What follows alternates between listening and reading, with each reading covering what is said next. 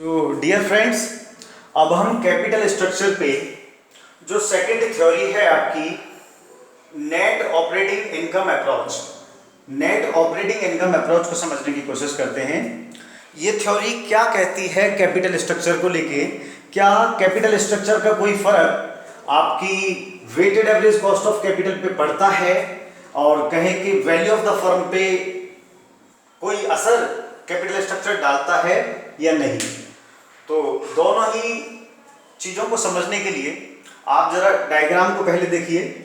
तो ये डायग्राम में साफ दिख रहा है कि जैसे जैसे हम डेब्ट का लेवल बढ़ा रहे हैं, डिग्री ऑफ लेवरेज बढ़ा रहे हैं, वैसे वैसे आपकी कॉस्ट ऑफ इक्विटी बढ़ रही है और जो कॉस्ट ऑफ डेब्ट है वो कांस्टेंट है बिल्कुल।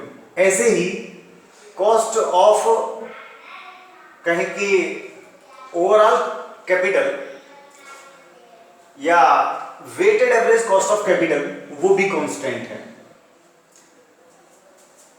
इसको आप ऐसे समझिए कि जैसे जैसे आप डेब्ट का लेवल बढ़ाते हैं, आपकी कॉस्ट ऑफ डेब्ट तो कांस्टेंट रहती है, लेकिन आपकी कॉस्ट ऑफ इक्विटी बढ़ने लगती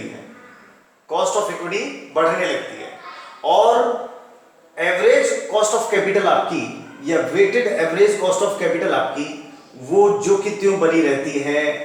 सस्ते डेब्ट का कोई फायदा आपको नहीं मिल पाता है।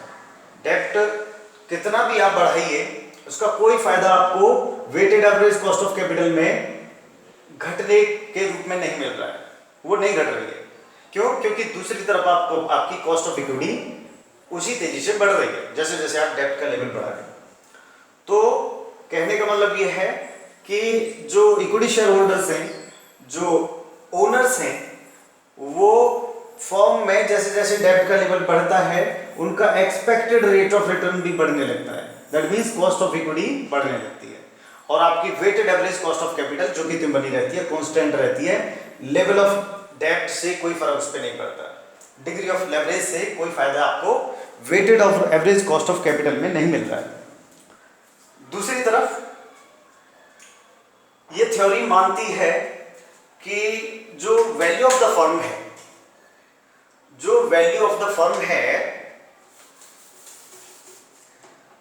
वैल्यू ऑफ द फर्म आपकी डिटरमाइन होती है दो फैक्टर्स के द्वारा।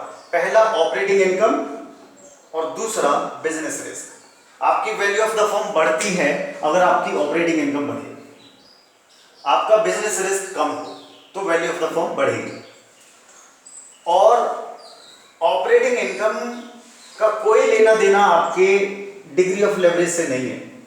डेब्ट का लेवल आप घटाएं या बढ़ाएं, उससे कोई फर्क आपकी ऑपरेटिंग इनकम पे नहीं होने जा रहा है। आपकी ऑपरेटिंग इनकम जो है वो जो कि त्यों रहेगी, डेब्ट से उसमें कोई फर्क नहीं पड़ेगा। डेब्ट के इस्तेमाल से या ना इस्तेमाल करने से कोई फर्क उस पर नहीं पड़ता, ठीक है। तो degree of leverage has nothing to do with operating income and business risk. So the value of the firm will also have nothing to do with डेब्ट and the degree of leverage. हाँ, डेब्ट का इस्तेमाल करने से आपके equity share holders को कितना मिलेगा या डेब्ट प्रोवाइडर्स को कितना मिलेगा, उस पर फर्क पड़ सकता है। आप डेब्ट इस्तेमाल ज्यादा करिए, आपके इक्विटी होल्डर्स की इनकम बढ़ सकती है, आपकी अर्निंग पर शेयर बढ़ सकता है, ईपीएस। लेकिन अर्निंग पर शेयर वगैरह को इन्होंने बिल्कुल भी कंसिडरेशन में नहीं लिया है। इन्होंने तो माना है कि value of the firm determine होती है ऑपरेटिंग इनकम से, ना कि इन्वेस्टर्स को कितना मिल रहा है, डेब्ट प्रोवाइडर्स को आप कितना दे रहे हैं, इन चीजों से। तो EPS has nothing to do with the value of the firm in case of this theory. This theory assumes that only two factors are responsible for determining the value of the firm. The first is operating income and the second is business risk. And nothing of these factors is related with your level of debt. तो डेब्ट का इस्तेमाल आप करें ना करें उससे कोई फर्क आपकी वैल्यू ऑफ द फर्म पे नहीं पड़ रहा है, ठीक है, क्योंकि दोनों ही चीजें डेब्ट के लेवल से बिल्कुल भी डिटरमाइन नहीं होती हैं। आपका ऑपरेटिंग इनकम नहीं बढ़ जाएगी अगर आप डेब्ट बढ़ा ले, तो आपका बिजनेस रिस्क नहीं घट जाएगा डेब्ट के बढ़ने से, है ना। फाइनेंशियल रिस्क अलग चीज है लेकिन बिजनेस रिस्क अलग चीज है।